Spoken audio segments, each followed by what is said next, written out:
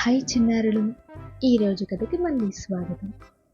అనగనగా ఒక అడవిలో ఒక కోపంగా ఉండే ఎలుగుబంటి ఉండేది. అది ఎప్పుడు చిరాకు పడుతూ అందరినీ గట్టిగా గర్జించేది. ఒకరోజు అడవిలో నడుస్తూ నడుస్తూ ఒక విరిగిన అద్దాన్ని చూసింది. అద్దంలో తన ప్రతిబింబం కనిపించగానే ఎలుగుబంటి భయపడిపోయింది. అయ్యో, ఎంత భయంకరంగా ఉన్నాడు అని గర్జించింది. అది మరింత కోపంతో అద్దం వైపు అరుస్తూ ఉండగా ఒక చిన్న కుక్క అక్కడికి వచ్చింది. కుక్క నవ్వుతూ, అది వేరేవాడు కాదు, అది నువ్వే అంది. ఎలుగుబంటి ఆశ్చర్యపోయింది. అప్పుడు కుక్క మెల్లగా చెప్పింది, మన ముఖం ఎలా ఉంటుందో మన మనసు కూడా అలాగే ఉంటుంది. ఎలుగుబంటి కాసేపు ఆలోచించి తన కోపాన్ని తగ్గించింది.